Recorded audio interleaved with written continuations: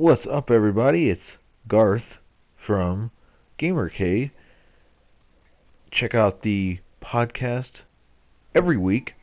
Also, check out the PlayStation podcast, which is also every week, and there's also a Xbox one that is every week. So 3 podcasts a week.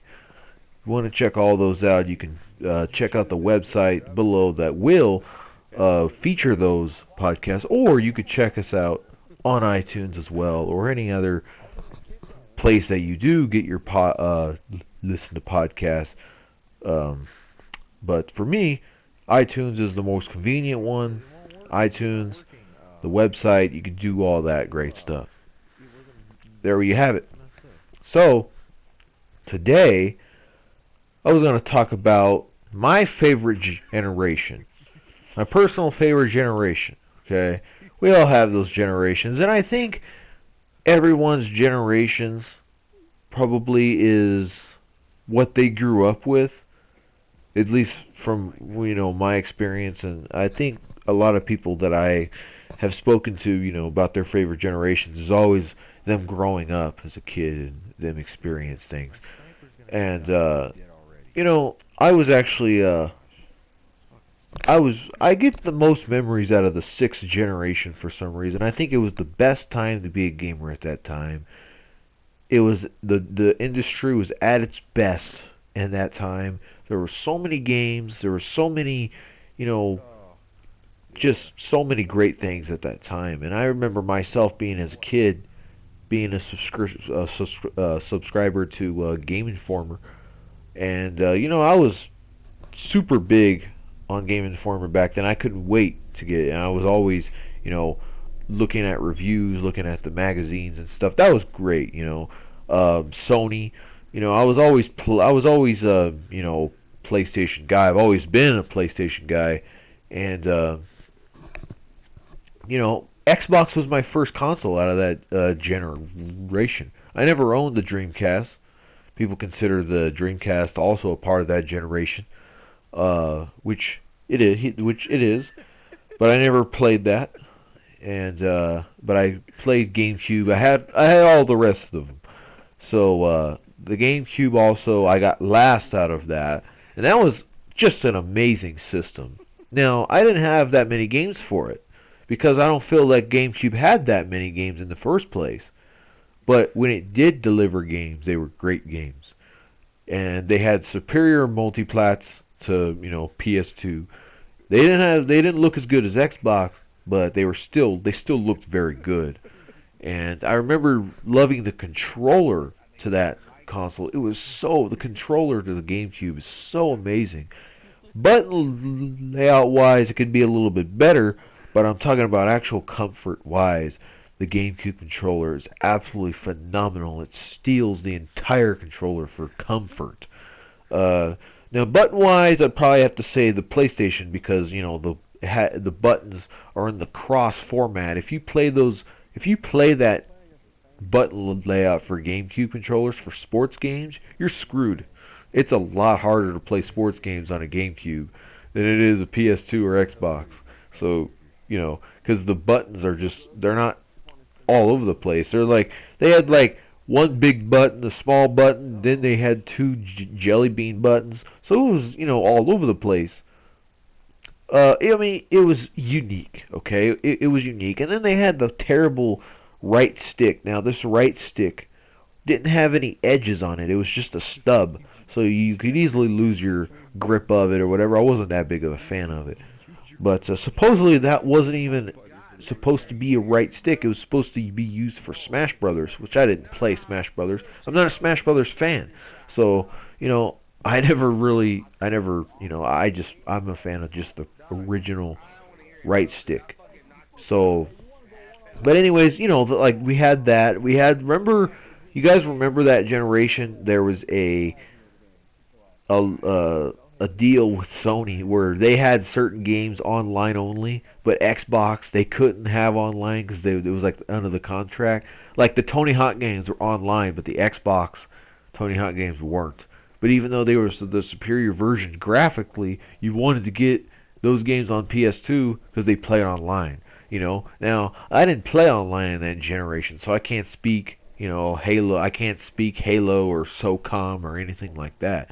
I played split screen, but I never played online multiplayer because I never had high speed internet at the time, and I didn't understand how all that hooking everything up at the time. Neither did my parents, so they couldn't help me either. Worked, so I was kind of screwed out of that. Screwed out. I was out of luck there. Once I understood it, as I got older, I was like, okay. Then I played it, for PS3, 360.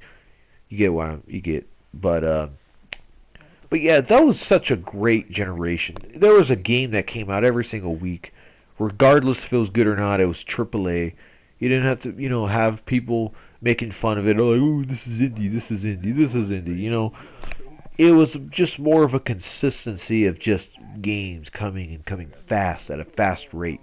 There were so many like copycats of other games, like poor versions of another game. Like if you wanted a snowboarding game, you would want SSX, but then you would get a poor man's version of an SSX.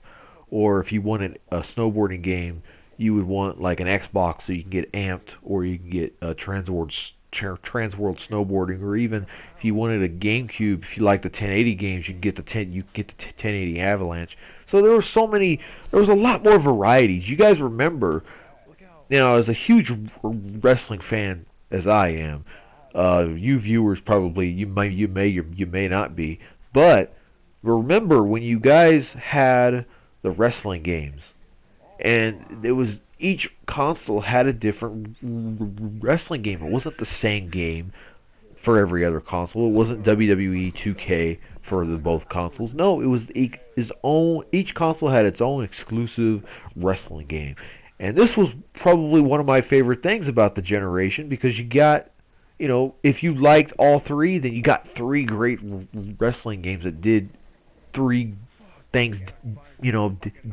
differently than from one another. Some of them sucked, like the Raw game on Xbox, for example. I remember because I got the Xbox first.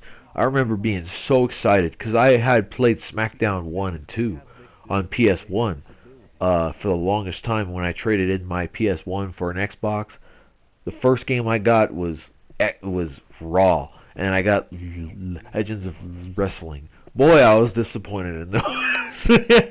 Man, they were ass. They sucked. I played Legends of Wrestling slightly more, but that's only because it played more traditionally like a wrestling game. I don't know what the hell the Raw game was. Did they even know how to make a... Have they even played a wrestling video game before? It was just unbelievably just dumb. I never understood that game at all. That was just... It blowed my mind. It was so mind-blowingly bad. They had the presentation down. The graphics were phenomenal. But that was it. It was just a singles match and tag team. There was no cage matches. There was no Hell in a Cell. There was no blood. There was no special matches. It was just a singles match, and that's it. No voice acting. The only thing you heard was Lillian Garcia announcing people in the ring. But that wasn't even that great because she sounded weird. She didn't even sound like Lillian Garcia in the game. She sounded weird. I would always be so depressed and sad because like the PS2 got all the badass wrestling games like Just Bring In and Shut Your Mouth and Here Comes the Pain. Like they always got those badass wrestling games, and I wanted a PS2 just for those games. And I finally did get that PS2, and I got SmackDown Shut Your Mouth, and I was just like, oh my god, it blew my balls off. It was so amazing. I was blown away by how fun and amazing it was. And then I got Just Bring It. I got Just Bring It last, after Shut Your Mouth, and I was like, wow, this is SmackDown 2, but with like, more clear textures and everything, and just all that was great. And then I adapted into the other games, like the Jack series and Ratchet and Clanks and all that stuff. All that was great, and the GameCube as well had also great franchises. Of course, Mario. Those are the Nintendo's highlights, but also F-Zero. I was introduced to F-Zero for the first time because I never owned an N64. All these Nintendo games that I was playing for the first time was brand new as a kid. I was just like, because I owned a PS1, I never owned an N64. So all this was new to me, and it was great. I loved it, and I remember having a 64 megabyte memory card or a 32 megabyte memory card. I just kept just playing. I just had basically had a hard drive in my GameCube. It was just endless. That's one thing I loved about the Xbox as well. The original Xbox was the first console. They actually have a hard drive in it, so you could save unlimited amount of saves. It was just crazy. Like I was just like, man, it's crazy. Now today's generation. Back then it was so hard to like, you were so stressed. Oh, I hope I could save this game because I don't have may not have enough memory. Today's games, you're like, man, I hope I can install this game, because now it's the other way around. Because you could save a game easily because it doesn't take up that much room at all. But now it's the install base that gets us. There's always got to be some memory stress somewhere, but with the original Xbox, there was none of that whatsoever. I could talk all day about the sixth generation. I mean, that's my personal favorite generation because I grew up in that era, and that was like when gaming, I think, was at its best, and it started go a little bit more downhill a little bit after that. Now the gaming industry I still love and still have a passion for. I still like, and it's still good, but it has its issues, like I stated in my last video.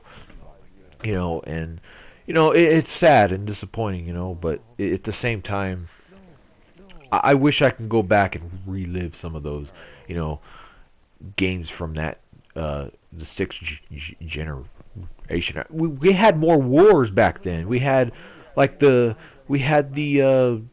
sport game wars, like with the Maddens and NFL 2Ks for Sega. It was so great. There was so much more variety now. Now it's just basically you get this game and you have to play that. There was no other option. Um, every game was a World War II game. Well, now today everything is a either mech or a modern game. So it's just like the other way around. And now I kind of wish the other way around. Now I want like a World War II game. Now because we need that reset. We need that reset button. Like the refresh. Screw the modernness and move on to something else. But anyways, this good video has gone on for already 12 minutes. I can't believe it's been 12 minutes already. I'm going to go ahead and let this gameplay play out for the rest of you guys. If you want to stick around, I find this Uncharted 4 beta is just so fun. I'm sad that it's gone, but can't wait for the actual full-on multiplayer. And man, this game is a lot of fun. So just go ahead and enjoy stick around the end of the video if you want. And yeah, go ahead and subscribe to the channel if you like. And yeah, just go ahead and check the podcasts out as well, like I did in the beginning of the video. I'm going to put those in the description below, so you can click on those if you would like. So go ahead and do all that, and I'm out, guys. Damn, y'all left me by myself? Is that how I you gonna can't do help it. me?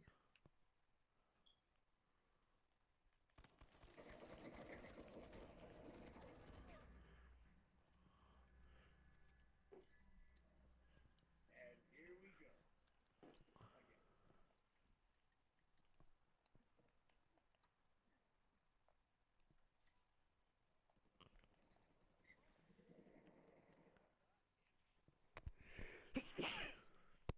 What the fuck? I know they didn't see me.